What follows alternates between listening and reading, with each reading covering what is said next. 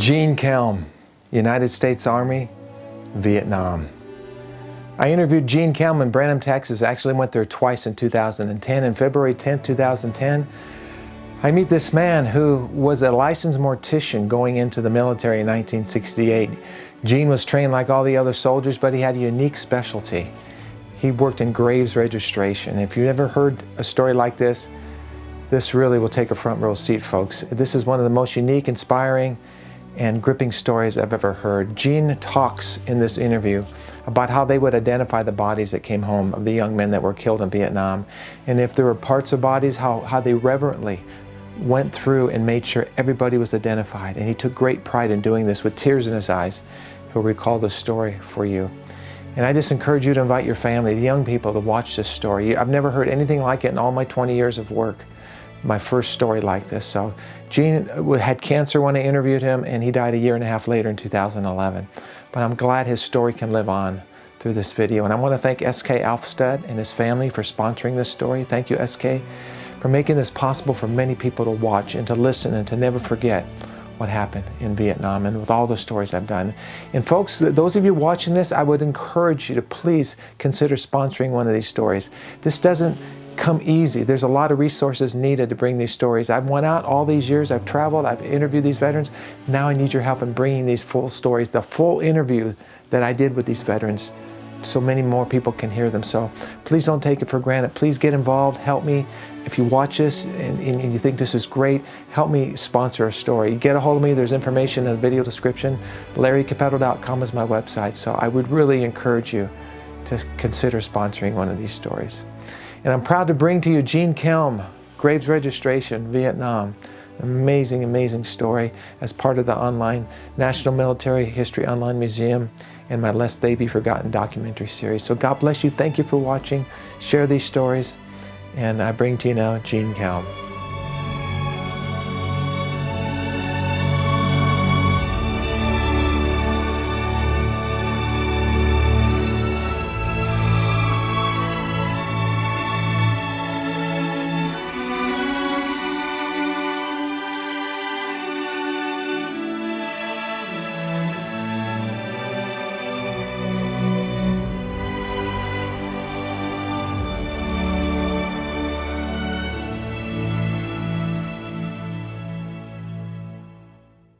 65 years old. And what year did you go in the military? Yeah, I went in 1968. Drafted? No. My situation in of course, let me back up just a little bit. The guy that kind of got you to come here, Clarence, he and I are good friends, and he and I went to mortuary school together. Oh, wow. In 1964.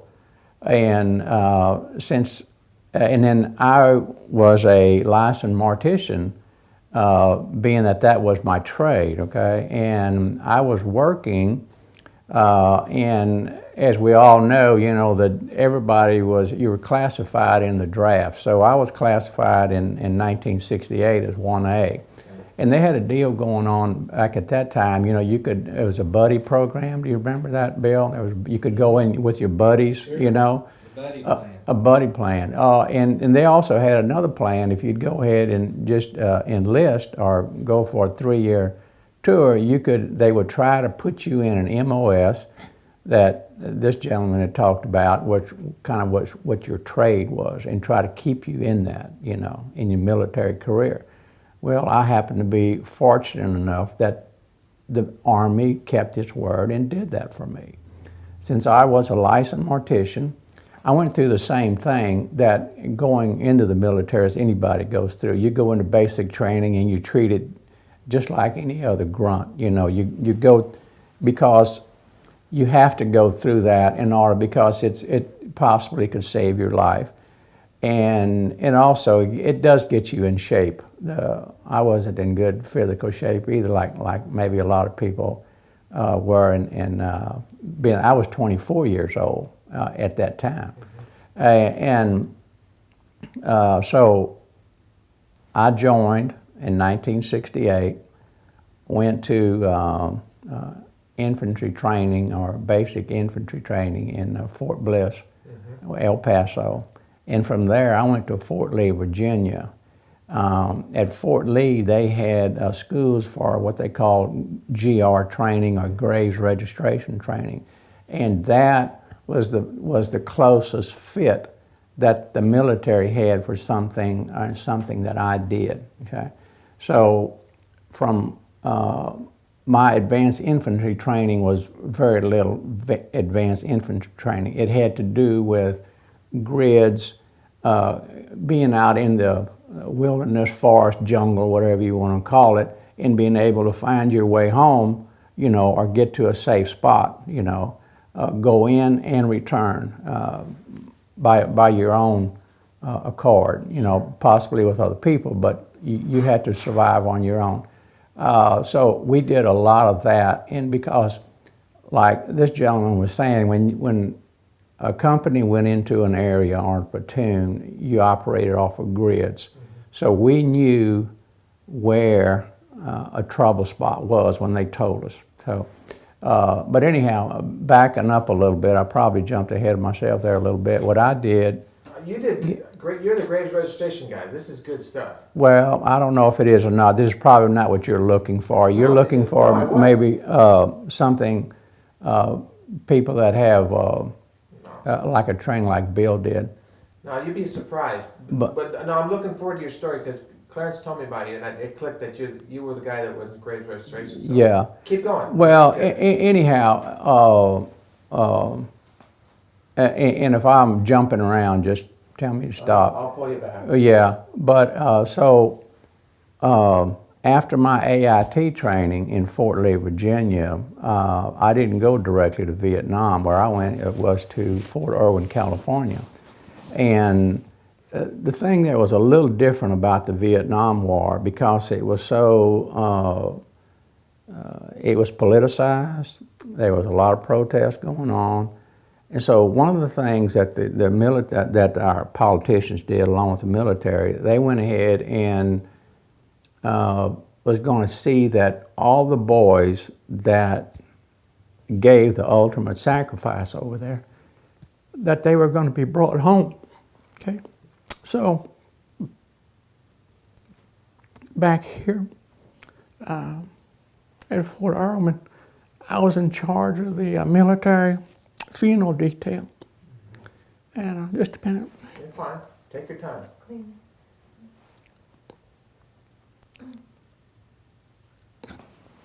take your time, man. I'll pull you back here. Here I go. I wouldn't automatically do this, but I got kidney cancer. I get a little sentimental. Okay.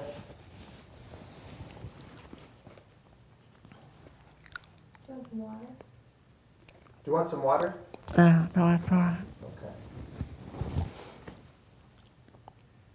But anyhow, so I was in charge of military funerals in the southern part of California, outside of Fort Irwin, and also it included Las Vegas area and about up to Bakersfield. That was the area that I was responsible for, and I operated out of there.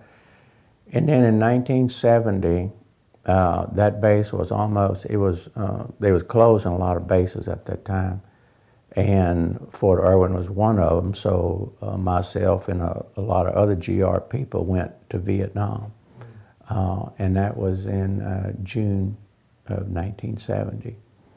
Okay. And we went over on a matter of fact, Bill and I, we've only known each other for a couple of years, and we only live a couple of miles apart. And the odd thing about it, I didn't even know what he did, you know. Of course, I know he doesn't know what I do. Did hope there. So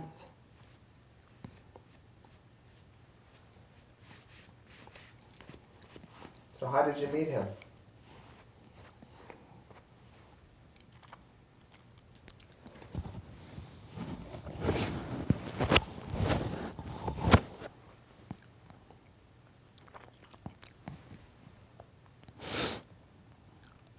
How'd you guys meet?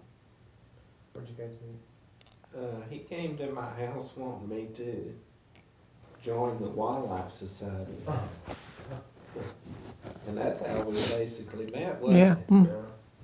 which has been 3 or 4 years ago. Yeah. And he got sick after that. And that's like he was just saying, he's a survivor of the kidney cancer, actually. And, he's doing pretty good, but it's been hell. Oh, I bet. Yeah. I can imagine. He wouldn't be here if it wasn't for his wife keeping him going. Yeah, that's true. He tells us. And he does have a good, strong wife to keep him going. So you had surgery then? Yeah, he's had several of them. He got about a 6-inch plate in his back where they took out some bone. It was in the his bone? back. It was in the bone? Yeah, all up in your back, living. Yeah. And so he's. Well, let me ask you this about graves registration, Gene. I mean, you did these military funerals before you went to Vietnam, right? Yeah, You said you were in charge of this area. Right. And then you went to Vietnam with a group of other people in the same job, graves registration? Oh, yeah, right. Okay. So were you guys like, I mean, when someone would be killed over there, you were responsible for handling the body, or what was that? Right. I've interviewed some guys from World War II that Right. were in graves registration, but Right. I don't know about Vietnam. Maybe. Okay, in World War II, a lot of guys, they didn't have the ability to bring them home. But like I said in the beginning, Vietnam, they tried to positively identify every deceased soldier, and also embalm them over in Vietnam and put them in. Then we placed them in, these metal containers that you see that look aluminum-looking containers, and shipped them back home. But what happened? What the GR like? I was just asking Bill out in the foyer over there a while ago. If he had a GR unit attached to that company, and he couldn't remember, but I'm sure he did. GR units were attached to anywhere that you had at least that many soldiers were in one area, and if you didn't, whenever guys got into a firefight or helicopter went down or planes went down or F-14s or whatever, the GR units would go out and recover that body if they weren't brought in by the people that were in the firefight. Okay, so mostly all the time the wounded was brought in, but there was a lot of situations that they didn't bring the deceased back because it was too hot. And so when it was declared not a hot area, I don't even know what the term was anymore, but anyhow, when they declared it was safe for the GR to go in, if that was a situation, well then GR units went in and brought the bodies back to a mortuary, and there were 2 mortuaries in Vietnam. There was one in Da Nang, and there was one right outside of Saigon at Tan Son Nhut, and I was headquartered out of Tan Son Nhut. And so what we did there as taking remains from the field back into Tan Son Nhut, we would positively identify that remains. And what a lot of people don't understand in that process, you always heard of the dog tag thing. Well, the dog tags really didn't mean a whole lot. That's more movie stuff than anything. Everybody had a dog tag, but you didn't rely upon a dog tag at all for identification. It was just another piece of the puzzle is all it really amounted to. When you went into the military, you were fingerprinted, of course, and your teeth were charted. And that's how we positively identified soldiers that came in. So the notch in the dog tag is just Hollywood? Well, no, it has a purpose. Yeah. What the deal was, and most of the time this was something that I could be wrong about this, but I don't think I am. The notch in the dog tag was back in World War II. They would take that notch and put it between the teeth, okay, right there or down here, and then ram the lower mandible up. And so or that dog tag would stick in, and that's how, when they left those remains, he had something there for identification. You know, it was just some form of identification. But that's what really I've heard, yeah. okay, and that's what it was. I didn't know what other stories that Were you they may have still been doing that in told. Vietnam, though? Yeah, they did it some, but not. We had very few remains come in like that Right. because it wasn't.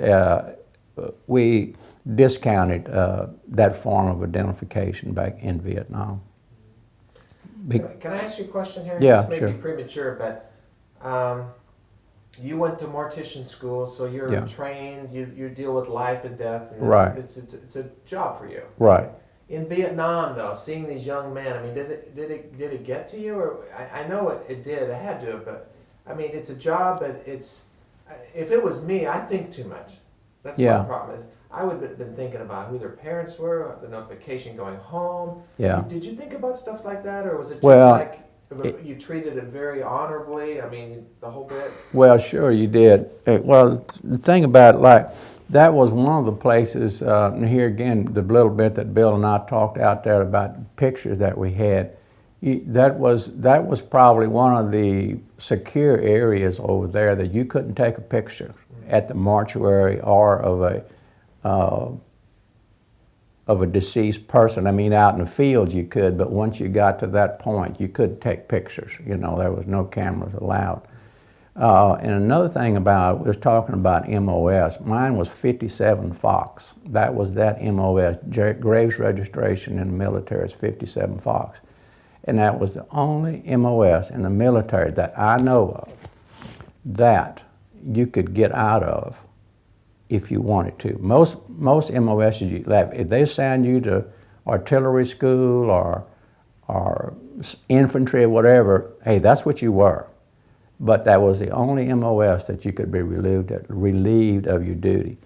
Because a lot of guys that went in there, they weren't trained to do that, and therefore they couldn't take that. We had a lot of, I can't say a lot, but we had a number of people that could not take that.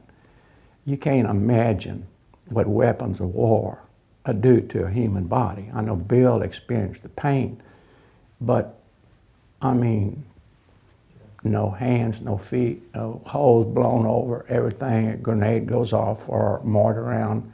I mean, it's one of the most horrific things you've ever seen. And so we did that. We positively identified these guys as they come in. 12 hours. Again, through the dental records and through. Yeah, well, the first thing, it was staging, like military is big on, you know, steps.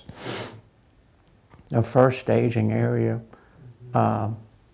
we would chart any identifying marks that this person had, like scars or moles or anything unusual, tattoos and so forth. You know, tattoos they're a bigger thing in the military now, and more common people, but yeah, it was back then too.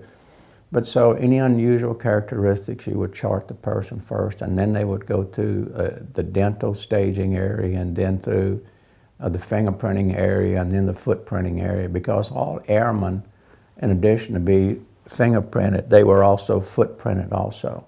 So, and because like when a Huey went down, or a C-130, or a F-14 or something like that, there wasn't a whole lot left. And so what you dealt with a lot of times was just body parts. You didn't deal with the whole body. And so you just tried to get something, you know. And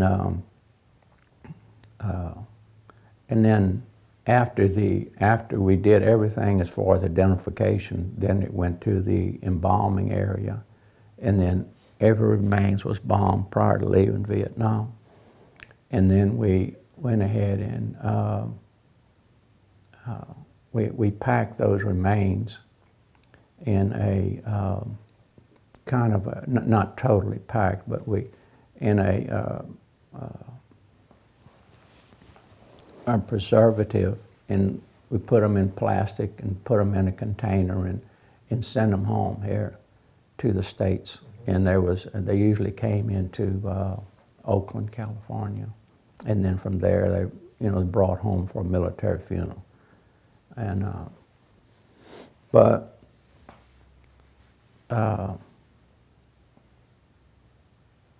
I think we was talking about,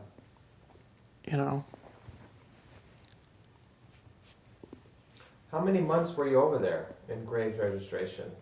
11. So from 70 to 71? Right. Yeah. And you said some of the guys couldn't handle it, No. so they transferred out or whatever? Yeah. Mm-hmm. Yeah. You can't. A lot of guys can't do that.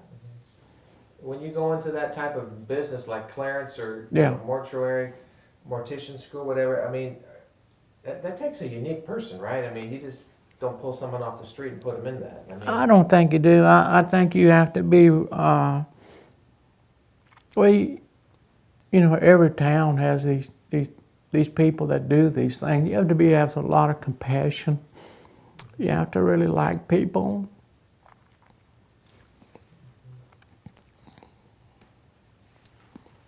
I knew I was going to do this. you're fine. You're doing good. I mean, I hope we can keep going. You're doing fine. I'm really intrigued with your story. And, I mean, he sat down like you don't have anything to say. Yes, you do. You have a lot to say, man. More than anyone, listen. I mean, I'm after the personal side of war. There it is, right there. And Exactly. probably one of the most powerful stories that you could tell in combat is what he experienced. So, Did they put them in coffins like they do now before they put them on the plane to send them over? No, Back they then there was so many of them, they didn't have enough coffins over there. No. So I'm wondering. You see Dover, Delaware, but he said Oakland, so I'm not sure. Well, they come in from the West Coast usually. Well, it depends upon which side of the Mississippi you lived on. It was either Dover or Oakland. I got you there. Yeah. And being over there, we got to. I worked with a guy over there. We had people. The military was in charge over there of the compound and everything, but it was mostly civilians worked in the compound along with some of us military people. And the guy that we had, the positive identification people over there that we trained with was FBI. And one of the guys that was in charge of our identification department was Wesley Neep. And Mr. Neep, he's probably in his 40s and 50s when he was over there, and I worked under him as an identification. He was a guy that, I don't know if you ever heard of the Lady Be Good airplane. That it was a television series, not a series, but what do they call it? When they do just a 1 hour show on something or special, commentary. Anyhow, back in World War II, a B-17 or one of those got off course and it got lost in the Sahara, North Africa. And they knew that this plane was lost, but it was 10, 15 years later that some people out on the Sahara found these parts of an airplane and they found a piece of remains. So Mr. Neep, he was one of the people that they sent, because this is the kind of work that he followed all through his career. And he identified those people, that were on the Lady Be Good, but 15 or 20 years later. Of course, they was, it's kind of like a piece of petrified wood, but everything was so arid, on the Sahara. But anyhow, those are the kind of people that we had over there.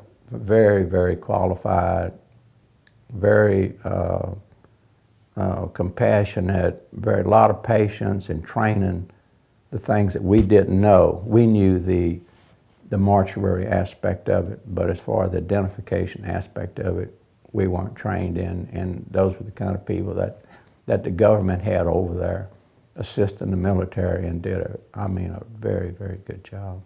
Very good job. there was, when you go out into the field, you know, naturally you're with 18 and 20 and 25-year-old guys. There's a lot of, not a lot, but a certain amount of horsing around, people playing and having fun and all that, even though you're in a serious situation. I mean, you got to have light time too. But in that mortuary, there was none of that, because you were dealing with something that was too sacred. So it was I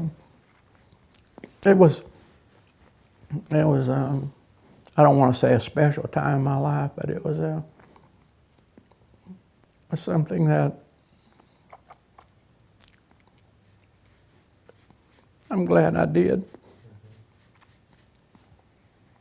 Did you ever have services overseas, or was just back here? Did they ever have a memorial service or anything over in Vietnam for any of the people that were killed, or? The only, I wasn't a part of it. If it was, the only one that we did, there was a guy that requested, was buried. He requested his body be dumped in the South China Sea, and he washed up on shore about 6 months later. And nobody could figure out this body that washed up. Really, this is a true story. He couldn't figure out. His body washed up on shore in Vietnam. He was dumped in the South China Sea. That was his last will and testament, that he be buried at sea, and they did that. So how did y'all even know that? Well, we didn't after they brought this body in, and we knew there was a Caucasian male, and we went from there and finding out what happened. And of course, I don't know really what happened to a person. You know, you had your 201 file. No, was it DD 214 or 201? 214. Yeah, okay. Anyhow, you had that file that you carried everywhere with you, and I guess his wasn't even there anymore. But so we had to get files back to see who this person might be, you know. But anyhow, it was kind of an odd case, you know, because he was, you know, the ocean life had you know, done some damage to him, but still we could make out what it was, you know. Well, you can't go to every crash scene or every No. time there was a dead body, because a lot No. of times they put them on medevacs and ship them back, and That's then right. go to the base, and then. But there were times that you were actually called out to a scene, right? Right. For identification purposes, or because of manpower were you called out? Manpower, not for identification. There wasn't any identification other than, hey, if the guy had some dog tags around him, if you want to call that identification, that's the only thing we. Wow. But we didn't worry about any of that out in the field. Matter of fact, there was a C-130 that went down that had about half Vietnamese on it and half military personnel. And I don't know, and this was in some places over in Vietnam, it was kind of cool in the mountains, like in Pleiku, and the rainy season was more than not. And you could almost count on every day at what time it was going to rain.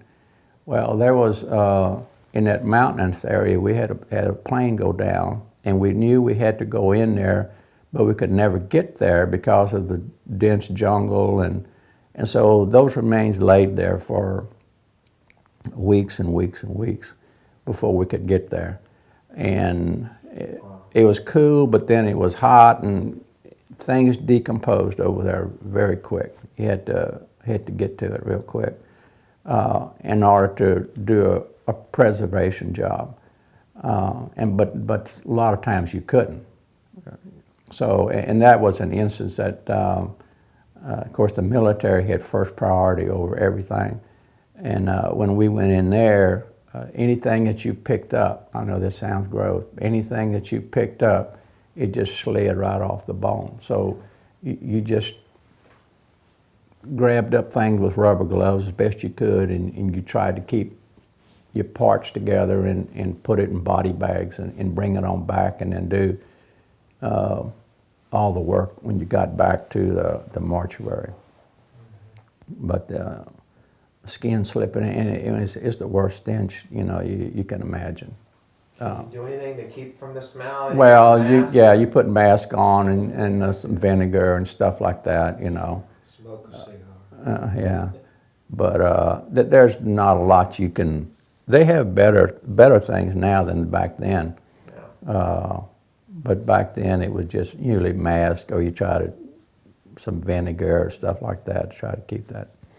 So how many people working with you at this time? Yourself and how many others? In the mortuary, there was probably anywhere from 6 to a dozen embalmers. In the people doing identification, there was probably, I would say, 2 dozen people doing for identification. And then in addition to what we did on, we charted everything too, where we tried to do the best we could, is it gridded everything where everybody was killed over there, because a lot of times, and this happened with MIAs later on, you hear about every now in the news, and this might have been 10 to 15 years ago, where they found a body at X location.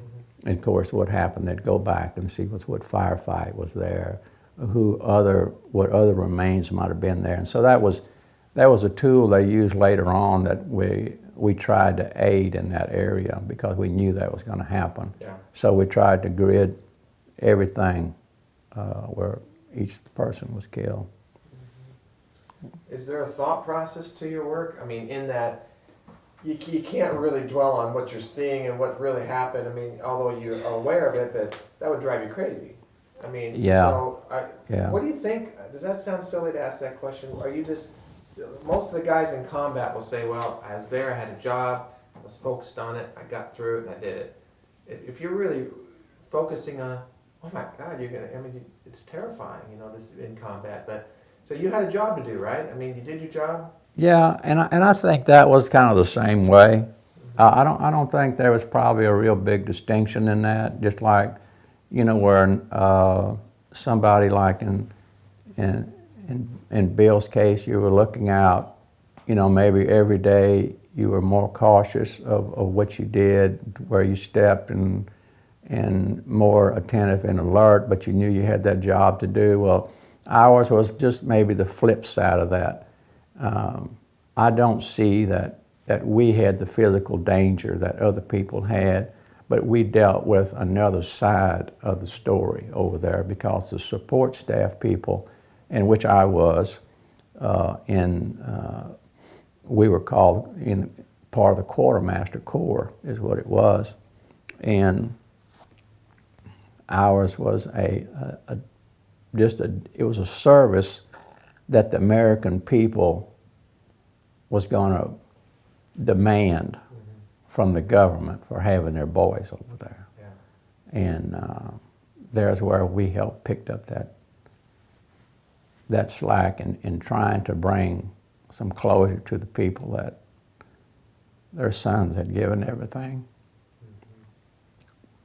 But you went, we usually worked at least 12 to 15-hour shifts. Depends upon what kind of, how many deceased came in. And naturally that was 7 days a week. And you do get to the point where you don't know which day it is anymore, because you're so tired. Naturally, when you work that much, I know it sounds like, oh man, that's easy, but you're under a lot of strain in trying to get everything right, because I don't think there was a young man brought back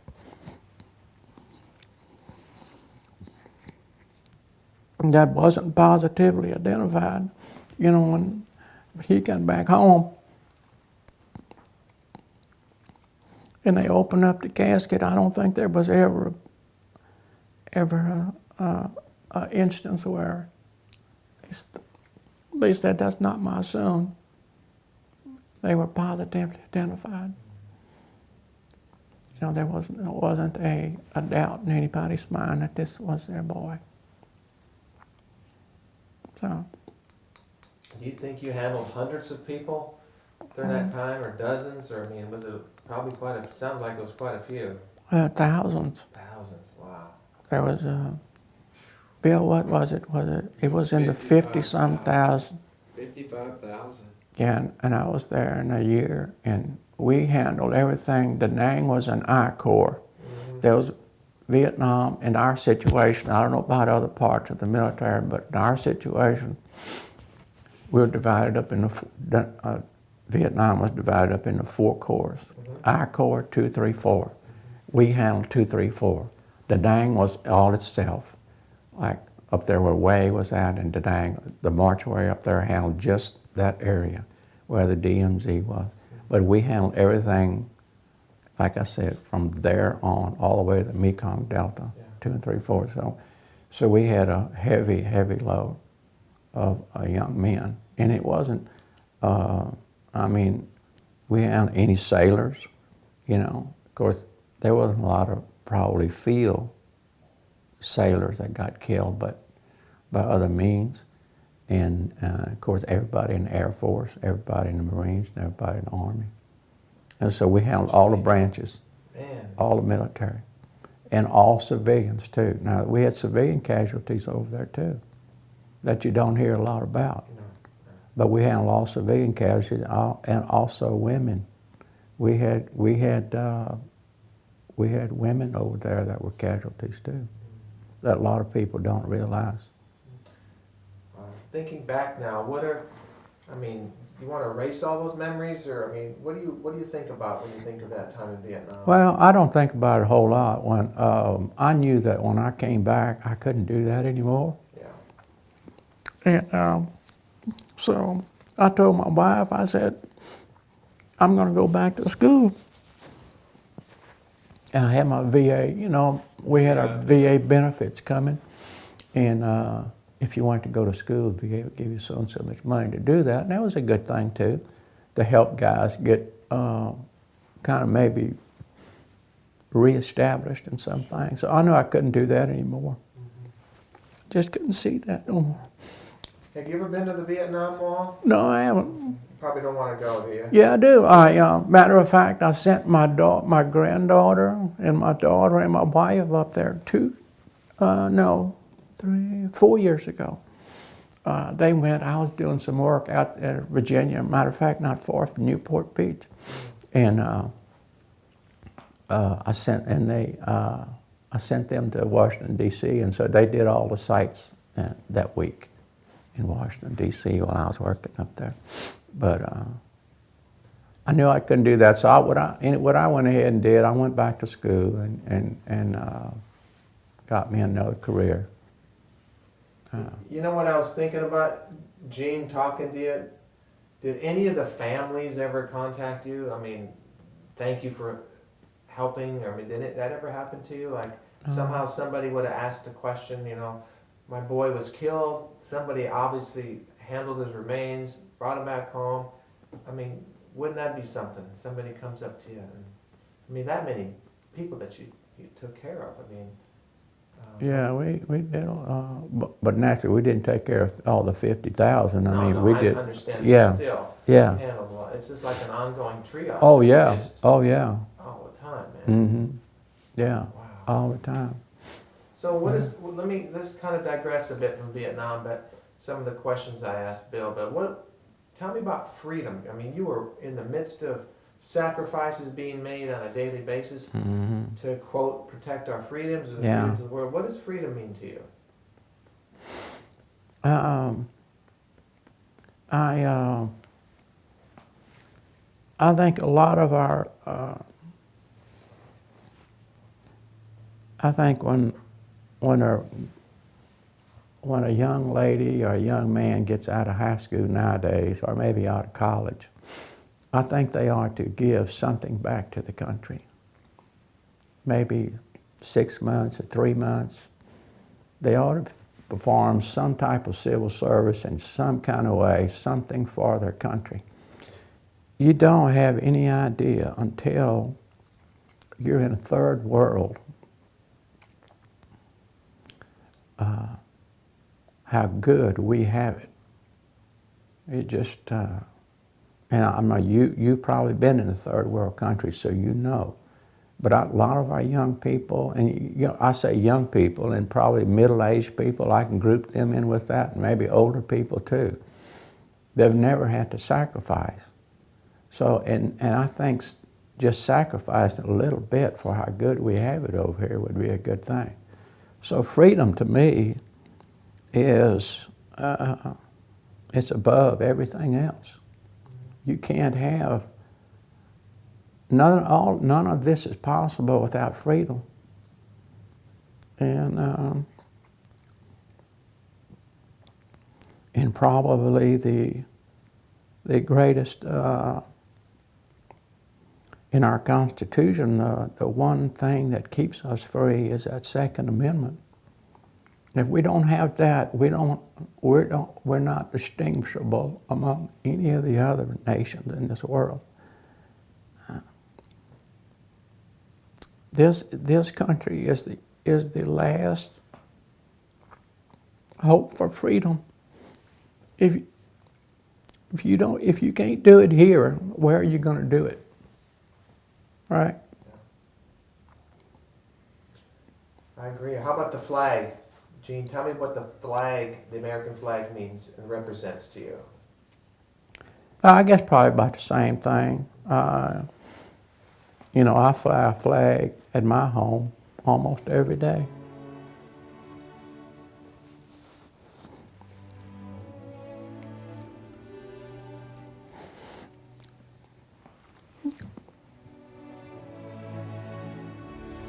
Have you told your story like this before? No. You don't sit down and obviously talk. How about your family? How much does your family know about this? Just curious. My wife knows a little bit, not much. Why do you think we're talking today? I mean, did you want to come tell me your story, or you felt it was important for maybe documenting it for future generations, or just how do you feel about that? No, Clarence came out to the house the other day and he urged me to come. Okay. Otherwise, I probably wouldn't have come. And if I wouldn't have called Bill, he probably wouldn't have come either. Have people thanked you for serving your country? Oh, Do yeah. people know that, Oh, yeah. that you're a veteran? You're proud to be a Vietnam veteran? Oh, yeah. I'm normally not like this. I'm fine. I hope you're okay. I just keep looking at your hat. That hat is cool, man. Well, we're about done here, but I just want to make sure that you're okay. And Oh, yeah, I'm fine. I'm a stronger person than this really am. what you're doing. I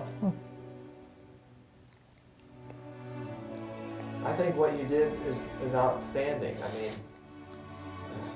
mean, I'm just sitting going, whoa. Being able to do that. You know what? Let me tell you something real quick. I interviewed a guy in Las Cruces, New Mexico, several years ago. He's a World War II veteran, a Marine. You know what he did in the war? He's a clerk typist. He typed, but do you know what he typed? He typed the telegrams back to the families of guys killed on Iwo Jima. Oh, wow. A tremendous story. Mm-hmm. I mean, he thought he had nothing to say. I thought, right, because I've heard that before, but he had a great story. Yeah. And he's in one of my films over there. So Oh. it's just, I appreciate what you did today. I think it took a lot of courage. And, I think I'm pretty much done, unless you have something else to say. No, I don't. I I don't. think I can ask you, sir, to give me a salute like Bill did into Yeah. the camera. I'll take it. We'll take a couple of pictures of you guys. Okay, go ahead. Perfect. Excellent. You don't look 65. Is it 65? Yeah. No way, man.